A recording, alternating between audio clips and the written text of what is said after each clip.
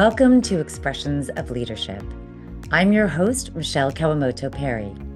In every episode, we explore how people from educators and artists to executives and entrepreneurs lead with authenticity, rise through adversity, and share the wisdom they've gained along the way.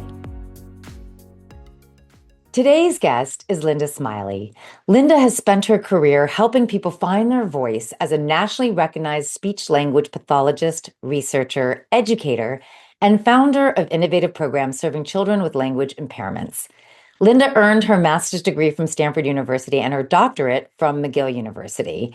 Throughout her academic career, she published more than 200 peer-reviewed research articles, co-founded what is now the Wings on Words preschool at the Child Language Center in partnership with Scottish Rite, and built programs designed to continue serving children long after she moved on.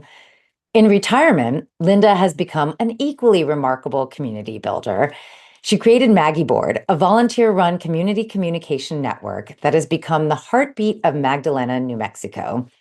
Through MagEboard, she has helped neighbors connect, share resources, and protect their community. Her extraordinary service has been recognized with the Magdalena Chamber of Commerce Certificate of Appreciation, Socorro County's Above and Beyond Award, and most recently, the 2026 Unsung Hero Award. Linda, welcome to Expressions of Leadership. It's such a privilege to have you on the show. Thank you, Michele. I'm very pleased to be with you. Now, growing up, Linda, what first sparked your curiosity about language and communication? Maybe we should begin by defining language. Language has a cognitive base if it's meaningful. Speech is more of a sensory motor skill. Reading and writing are language skills, again, if done meaningfully. So I think I started with reading. A neighbor, when I was quite young, gave me a huge book of Little Women, and I loved it. I also am a second generation immigrant, and I wasn't really in an immigrant community, but I was aware that there are lots of different types of people in the world, and I kind of wanted to communicate with them. I like knowing about diverse cultures. And your doctoral research explored how language is processed in the brain. What fascinated you most about that work? Well, when I've worked with people who are at a disadvantage because of something being wrong with their brain. And that brings us to the classic dilemma of nature versus nurture. And one of the things I learned is you can't go too far beyond your biological constraints. There are some ceilings in learning placed by them. Another is language expresses our personality. When I was working with children with autism, at first, I didn't really see personality differences. But as I got to what I call their growing edge, where they could perform successfully with language, their little personalities came out. I think they were just maybe too frustrated before. And that was just beautiful to see. It just was a blossoming. You worked with children with language impairments, autism, and adults recovering from aphasia. Across all of those experiences, what did they teach you about human communication? The children with autism were fascinating in the diversity of their skills, the profound difficulty they had with social relations.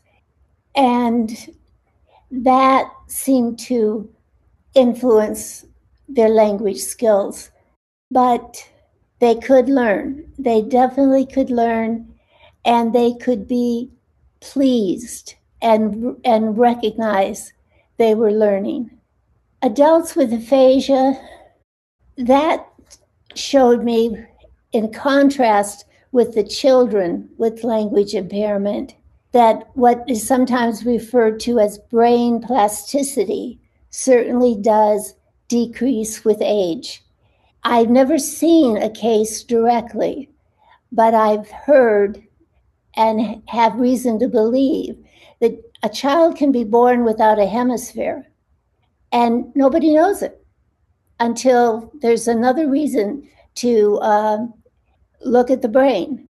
They compensate in remarkable ways neurologically. It's a little harder to do that as we age.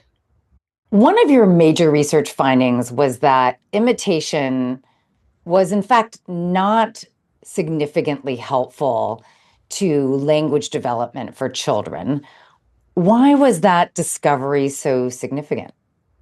Because at the time, there was a major language program, they called it, with a lot of data behind it that used imitation. You collected like 50 to 100 pictures, and you just kept flipping them and saying the same sort of thing about each picture, like the dog is running, the cat is meowing, the boy is eating.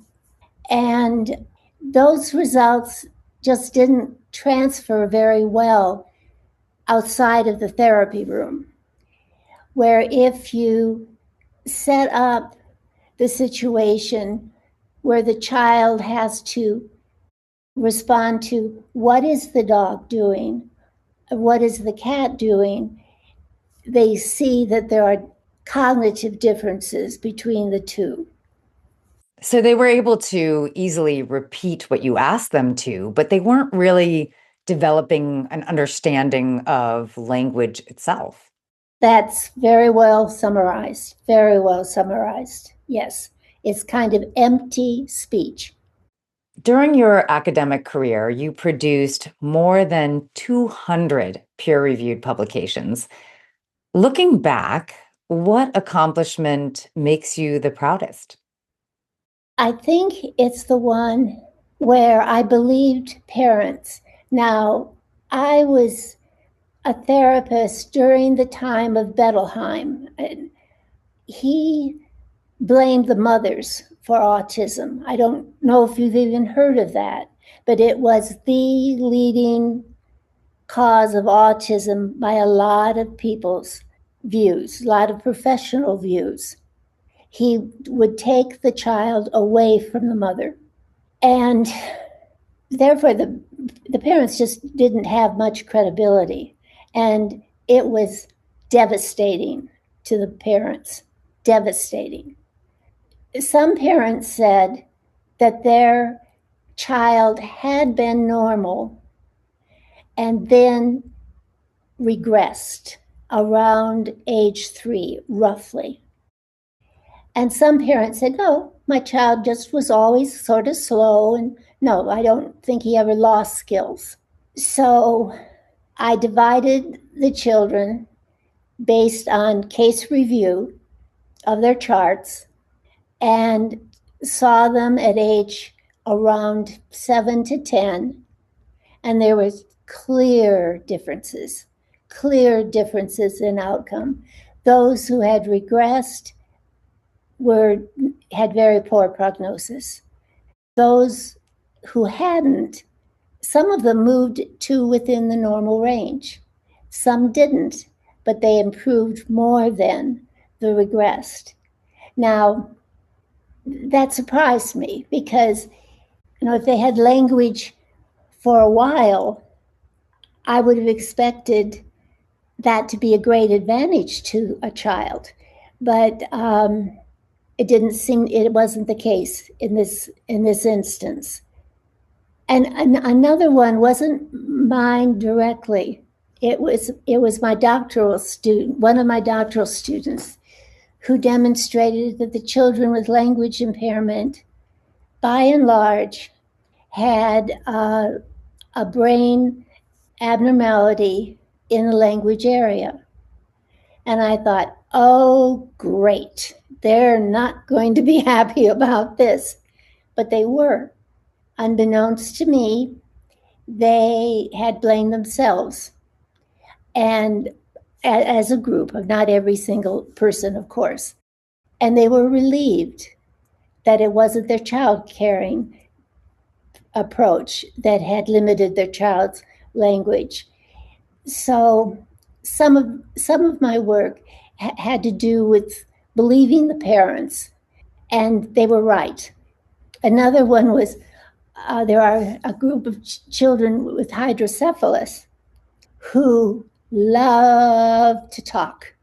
So we worked out a standard conversation and protocol, and sure enough, they talked. They were called hyperverbal hydrocephalic children, and they talked a lot. So that just demonstrated the clinicians were correct in what they were thinking they were seeing. Thinking about your academic career, what did it teach you about leading people and teams? Recently, I'm interacting with a group of very intelligent, very hardworking women who are helping us keep out a mega data center from our community. And they're a whole other group to the women I worked with. Mostly I had women students at the doctoral and postdoctoral level. And they needed validation of their skills. They did not have the confidence that the modern woman has. So 50, 60 years has passed, and the lessons of leadership, which were very heavy on building confidence then, would have shifted, I think, now. And I think that's glorious. So choosing the right people to begin with, I admit I like being around what I call A-level people. I was rigorous in my choice of students, rigorous. And I was the only faculty member who asked students to leave after I could see they just weren't going to make it. Nobody else was brave enough to do that. But I felt I was a gatekeeper and I wanted the best of the best. And so that's what I held out for. And a grant from the Department of Education helped me with that. I could increase their stipends like $1,000. I mean, we're talking a long time ago, but like $8,000 a year. And I could make it 9,000. It changed the applicants that were A-level. It really did.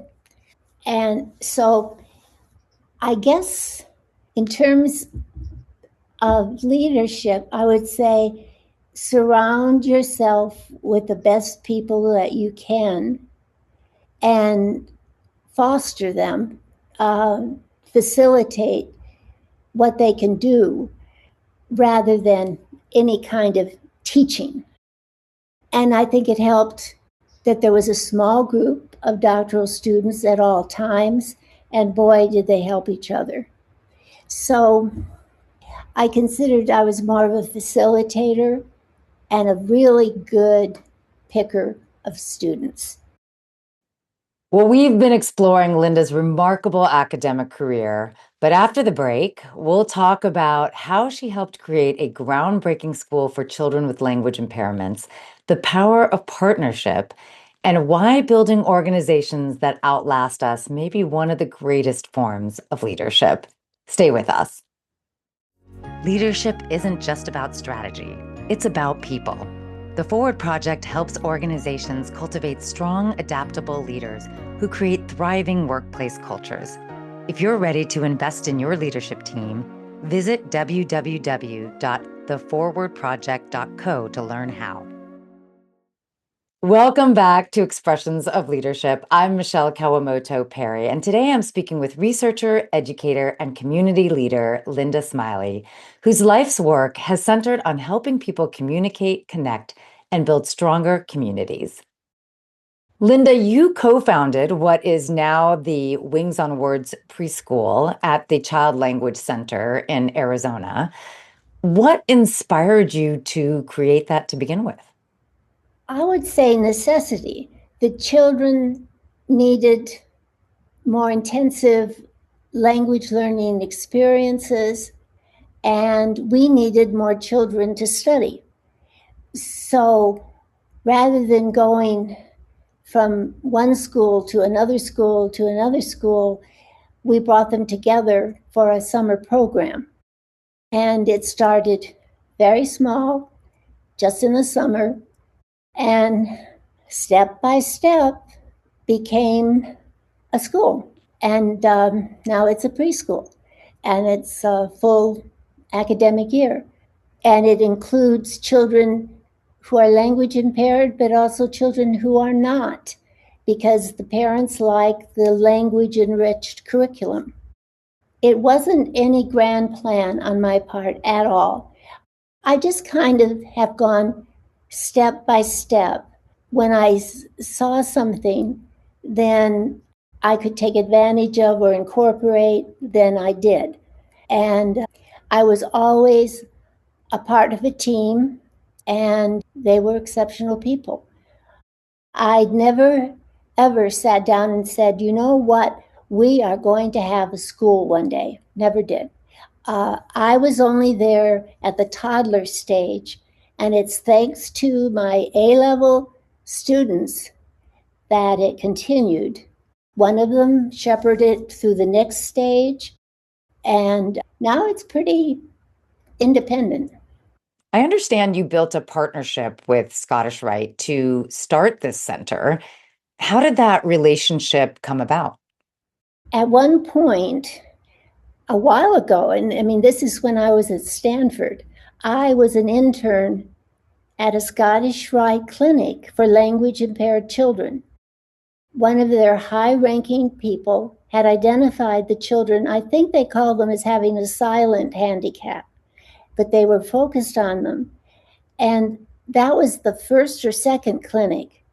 And then it turned around and I became the director of maybe, I don't know, the 25th clinic. But it happened, they knocked on my door at the university and said, how can we help you? Well, I had all these needs. I need this, this, this. And they didn't have money. This is, I think it's still continuing, that a lot of these organizations are losing members over time. And so they did not have a lot of money. And so it didn't go anyplace. But then, and I cannot remember why, but I was in a committee meeting and there was a Scottish Rite person. He must have been on the faculty and Scottish Rite. And the light went off in my head. And I said, I could also use space. And that they could provide. They renovated the top floor of their temple downtown and made it into clinic and office space for me and my students. And even to the point of one of them maintained a fish tank for the children to see. We didn't have to do anything. He would just come in, fix the tank up, feed the fish, and welcome the children. They were just wonderful to be around. They were our cheerleaders in a very quiet way, but boy, we knew they were there. You've built programs that have continued long after you departed. What does building something sustainable require from a leader? Well, I guess networking is very, very important. And boy, is that hard to do. It was brought to me by Scottish Rite because if it hadn't been, there just isn't time to teach, do research, oversee therapy, and network. I mean, there's just only so much one can do. But networking is very important. Then in 1997, Scottish Rite presented you with an award recognizing you as the founder and saying that your legacy shall be forever remembered. What was it like hearing those words? It was very, very special because their actions backed up those words. I believed them, and that was a very precious gift. I mean, they hovered around enough to know what we were doing. They did not interfere in any way, shape, or form, not once. But they were very good people, really caring about children and really putting their labor, which is what they had to offer primarily, behind what they wanted to accomplish. And they weren't superficial. So I believed them. And it was very special. Years later, how does it feel knowing that the school continues serving children today? I pretty much think I focus on the here and now. And I was only there for the toddler stage, so I don't take much credit for the school stage. I'm glad it's there, but it's more than I ever thought would happen. And I, as I said, I don't really take credit for it. Well, Linda, you are quite a humble person. We're going to take a short break. And when we come back, we'll shift from Linda's remarkable academic career to an entirely new chapter of leadership in a small town in New Mexico, where retirement unexpectedly became the beginning of something even bigger. Don't go anywhere. Are you looking to connect with an audience passionate about leadership, growth, and success? Become a sponsor of Expressions of Leadership and align your brand with inspiring conversations that make an impact. Contact us at letstalk@expressionsofleadership.com to explore sponsorship opportunities. This is Expressions of Leadership. I'm Michele Kawamoto Perry, and today we're talking with Linda Smiley, whose journey reminds us that leadership doesn't retire, it simply finds new ways to serve. Linda, you retired after an extraordinary academic career. Did you imagine another chapter of leadership was waiting for you in Magdalena? Oh, no, absolutely not. I had loved every second of my academic career, but I was done with it. And I was riding horses and training my horse and enjoying my husband and this beautiful, beautiful place we have. And no, never, ever crossed my mind. Tell us about Magdalena, New Mexico. What is special about this community? I think it connects to my immigrant background in that it's has very distinct groups that interact very well. We have the Hispanics who go back to the conquistadors, and their culture is not the same as a Mexican culture. It's Hispanic, and there's a difference. There's the cowboys and the ranchers who also can go back generations.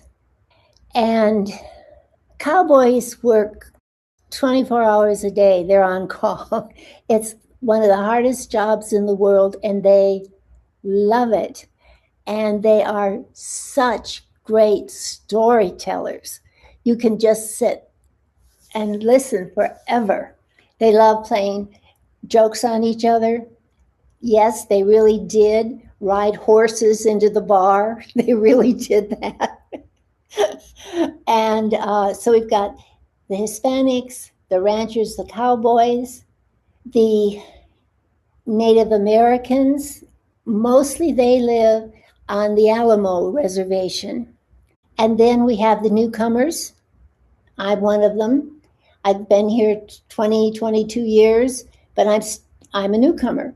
And the newcomers are artists, scientists, musicians, and they made a conscious choice, just as I did, to come here. They love this place and value it, I think, for all the reasons I do. There's the outdoors, you live in the outdoors. You have a wonderful community around you, and it's small town living. People have dreams that they want to come and live in Magdalena after having been here. And I don't know, there's just something peaceful about the place. What brought you there to begin with? Well, my late husband had been a member of the Hog Farm, which was a community-focused hippie group in the 60s. And he drove their bus. And this is before I knew him. I was at McGill studying. He was busy being a hippie, self-supporting, thrown in jail because of registering people to vote, that kind of a hippie. And hippies were not, at that time, too well regarded by everyone. So he stopped the bus in Magdalena, and a cowboy came over. And Bill said, "Oh, it's going to be trouble." And the cowboy said, "Hey, how do you get the taste of peyote out of your mouth?" Not what Bill was expecting. So we were taking care of a friend of mine whom I loved dearly, who had developed dementia. And it was clear we couldn't keep him where we had him right next to us in a house. We needed more help. So we had decided at some point we would need to move. And we would just take a little vacation before we made that decision. And Bill wanted me to see Magdalena because of that cowboy. So within a month, we were here. We came, things just went click, click, click. We bought a house, we moved my friend, and been happy ever since. And now you've been living in Magdalena for a while, and at some point you realized that your community had lost an important way of staying connected. Can you tell us more about that? Well, we're a community of less than 1,000, not counting Alamo, the Navajo reservation. And we had a wonderful local newspaper, but she retired. And then we were left with bulletin boards at the post office as our major means of communication. And a postmistress, for reasons only she understood, said we couldn't use the bulletin board anymore. So it was just very simple to me. We needed a way of communicating. So I took all the email addresses I had and added any I could find any place and started MagEboard. I think that's probably not legal, but I don't know. Nobody arrested me. And I started with maybe 25 people, and then now we're up to 730, I think. That's email addresses. So if you think we've got the place pretty well covered, and it's become over a period of, I think it's 8 years, very important to the community. And they're very generous in telling me that. They say it's given Magdalena a sense of community, and I'm amazed at the contributions people make. Well, one of my favorite rules that you have is that criticism is only welcome if it includes a constructive solution. Right. Why is that important to you? Well, one of the members writing to me said something about for the common good. So I adopted a phrase from her, which includes common good, as our slogan. I might change it now to united. We can change anything. But my goal is to help people's lives be better, and just criticism just doesn't do it. I mean, it doesn't end in anything that is useful. And they don't have any effect on improving anything.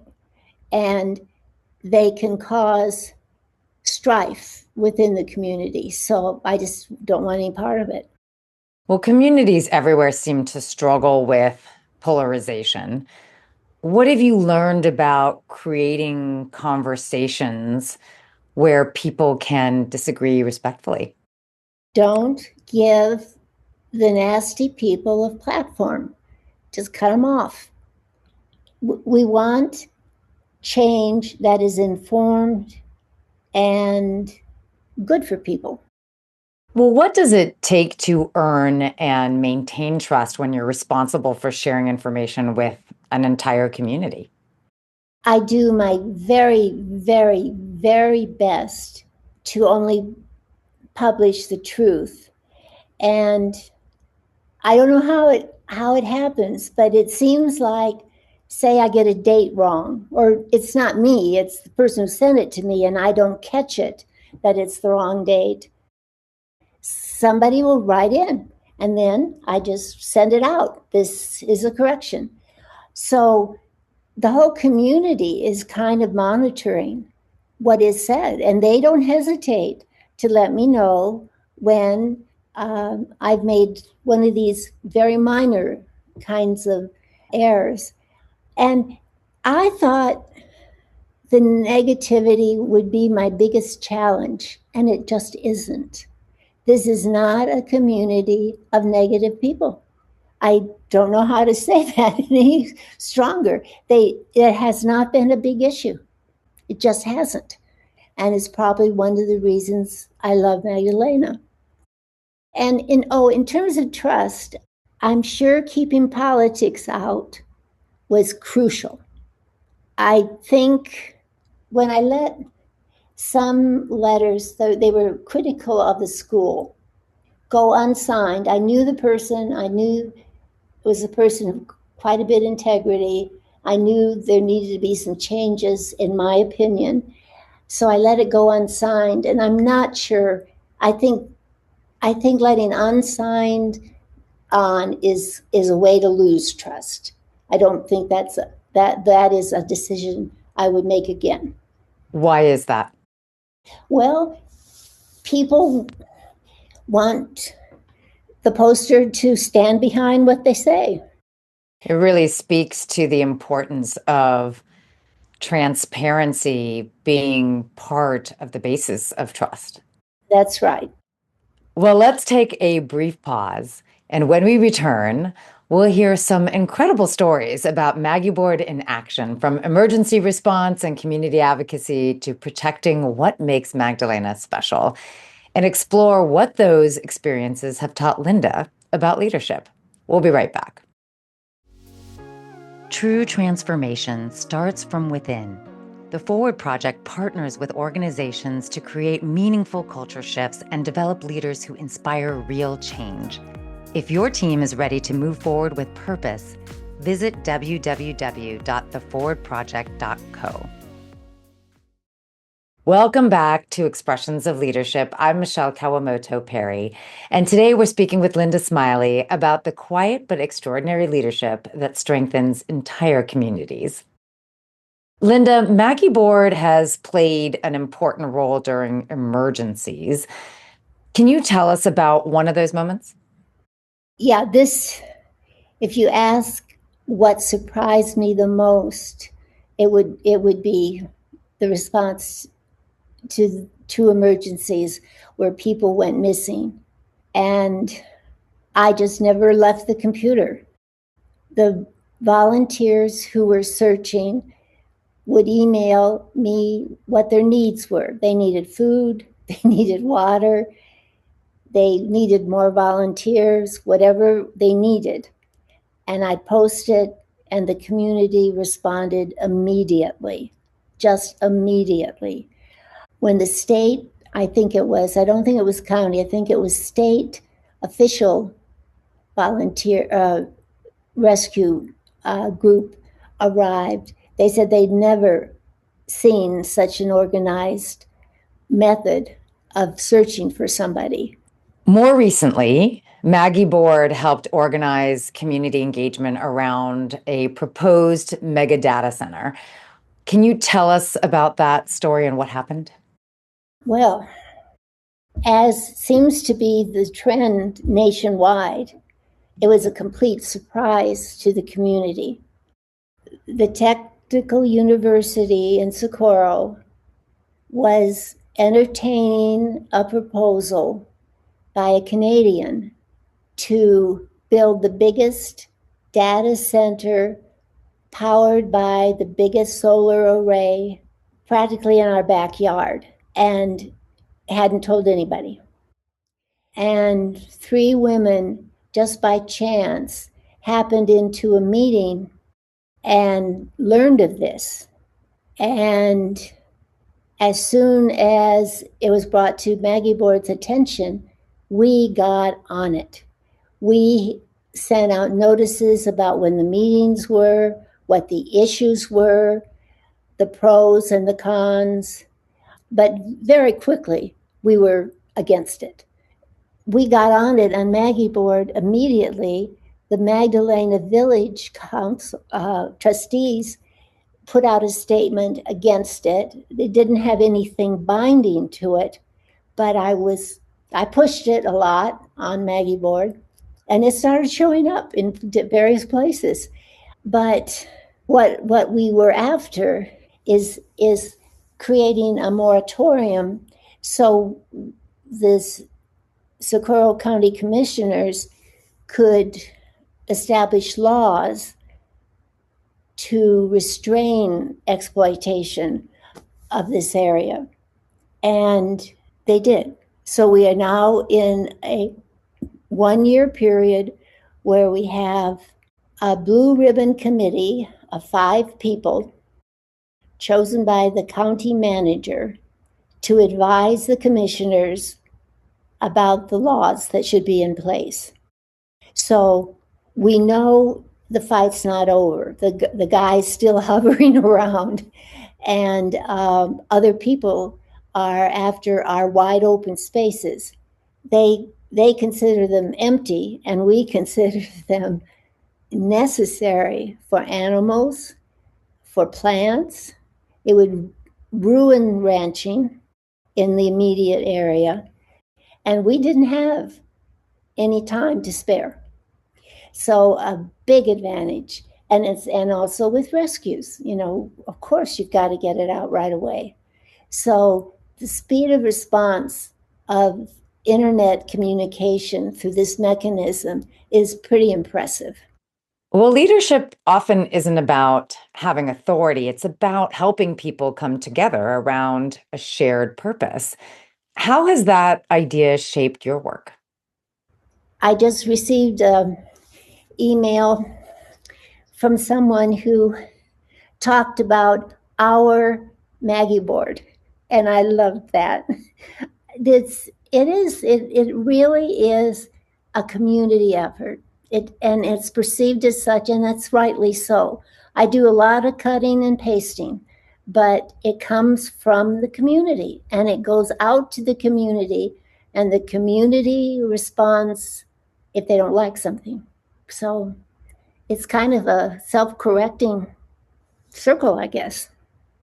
You've spent your entire career helping people communicate, whether one child, a classroom, people in a university, or now an entire community. What have you learned about the relationship between communication and leadership? Don't assume that the people you're talking to or with have the same facts that you have.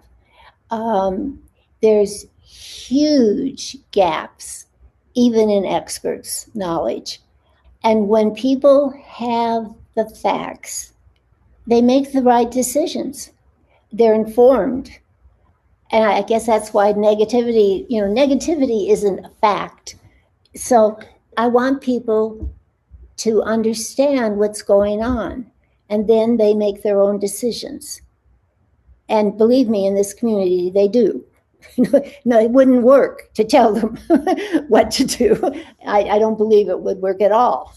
But nobody's trying to do that. Linda, you've received several awards, including the Above and Beyond Award and the Unsung Hero Award. What do those recognitions mean to you? You know, they mean more to me than my academic awards. Academia can be driven by politics far, far more than this community. So I decided not to disregard the awards, but to say, wow, if I were 1/5 of that, I'd be proud of myself. So I'm pleased. And it's because, as with Scottish Rite, their actions back them up. When I'm given an award, people come. It's not an artificial thing. It's not a prescribed thing. It's real, and that's appealing to me. And what motivates you to continue volunteering when you could simply enjoy retirement? I'm doing my best to have MagEboard continue when I'm not the chief cutter and paster. And I have 6 wonderful curators. I don't think any of them are up to the task of all the other stuff that I do. I mean, time-wise. They would have the skills, but time-wise. My life partner is so proud of me. He just tells me over and over again, and he backs me up. If supper doesn't make it because I had an emergency, that's just fine with him. So I have, and my daughter also fully supports it, although she's not at home. So I would say I'm in some ways actively trying to retire again, and I've got 6 of the blocks in place, but I just need to find a few more people to take over. We're going to take one final break. When we return, we'll talk about Linda's vision for the future, the legacy she hopes to leave, and we'll finish with some wisdom and whimsy. Stay tuned. Don't miss a thing. Follow Expressions of Leadership on your favorite podcast app and connect with us on Instagram and YouTube at Expressions of Leadership. Welcome back to Expressions of Leadership. I'm Michele Kawamoto Perry, and today we've been honored to spend time with Linda Smiley, whose life work demonstrates that leadership often begins with simply helping communities stay connected. Linda, as you look toward the future, what gives you hope for communities like Magdalena? Their determination and conviction, and they don't live here by chance. They've made decisions to stay here if they were born here, or to come here because they want to be here. So it's something special to them. And they're willing to fight for it.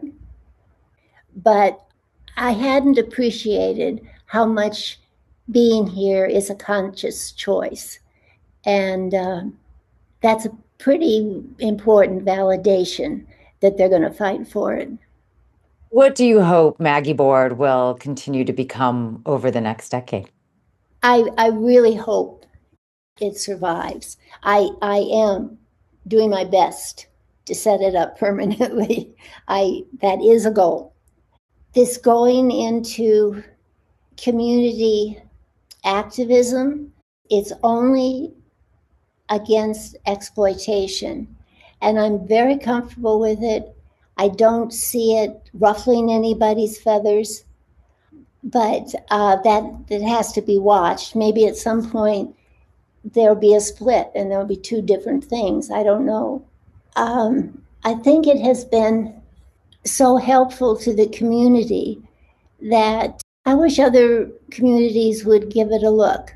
As I understand it, there are places where community members can say whatever they want, but this is not what MagEboard is. It's a fact-based communication system, a rapid communication system. And I think it has its place in the world. When people think about Linda Smiley years from now, what legacy do you hope you've left behind? Well, first, most of my academic life, all of my academic life, was under the name Swisher. So somebody who Googled Linda Smiley wouldn't find much. I don't think of legacies. I guess I live just pretty much in the present. But, I did my best with what I had, something like that. For listeners who want to learn more about MagEboard or follow the work that you're doing, where can they go? Well, I don't have a website. So if they want to enroll just to see what it is, they can just email me at maggieboard@icloud.com. And each email they receive will include an unsubscribe button, so they're not making any commitment. They can also choose. They can just get the anti-exploitation strand if they want that, because that would be applicable to lots of communities right now. They probably don't need to get the lost animals. And my life partner Googled MagEboard, I think, and found several pages. And he showed me, and I looked very briefly. I thought there were a few errors, but nothing major. But I think it's best experienced. Just sign up and see what it is and see how it can be modified for your community. And MagEboard is spelled MAGEBOARD, correct? Yes. And now it's time for our Wisdom and Whimsy segment of the show, where I get to ask the guest one advice question and one fun question. Starting with the advice question, what advice would you give someone who doesn't think of themselves as a leader, but deeply wants to make a difference in their community? Well, identify a need that you can help with. Gather some A-level people to help you. Be responsive to how the community reacts. As soon as you can, have the community become a part of the team. And that takes years, I think. I really do. Well, it did here. I mean, the degree to which people are really committed to contributing has increased remarkably in the last 2 years. And I think that's it. And now for the fun question. If someone spent one perfect day with you in Magdalena, what would you insist they experience before they left? Well, I'd like them to come with me to Coldback Cafe and meet some cowboys for breakfast. And Coldback has something to do with an irritable horse. If you go out and find an irritable horse in the morning, I've got to get that straight. But these cowboys have a wonderful take on life. So breakfast with the cowboys, walk with me, and my dogs, and the horses will join us, and just see the diversity of vegetation in what some people call empty spaces. It's remarkable. And minerals. Probably go on a tour of the historic sites in Magdalena. We're called the end of the trail because there was major sheep and cattle shipped from Magdalena in the past, and the corrals for them are still here by the old train station, which is now our library. If they could come now, because we are having unbelievable weather. We're actually having our monsoons. And honest to God, we went away for the weekend. Everything was brown. We came back and everything was green. And in 2 days, the grass had grown about 2 inches. The desert responds so quickly to moisture. But what they could see is the lightning. It is unbelievable at night right now. It's seasonal. And I'd like to have an open house and invite my friends so that they could see the diversity of people here. Sounds wonderful. Well, Linda, thank you so much for joining us today on Expressions of Leadership. Your story is such a wonderful reminder that leadership isn't measured by titles or by headlines. It's measured by the lives that we touch and the communities that we strengthen, and that lasting impact of choosing to serve others with generosity and humility and compassion. Well, thank you. You have done a wonderful job of putting into words what I'm trying to say. I'm very impressed that you do understand. And thank you to our audience. We appreciate you listening to the show. If you enjoyed the episode, please subscribe, write a review, and share it with someone you think would benefit from Linda's heartwarming story and wisdom. This is Expressions of Leadership. I'm Michele Kawamoto Perry. Until next time, keep leading with purpose, keep serving with heart, and keep moving what matters forward. If you haven't done so already, make sure to click on that follow button so you don't miss out on future episodes. Have a guest you'd like us to interview? Questions, ideas, or just want to say hello?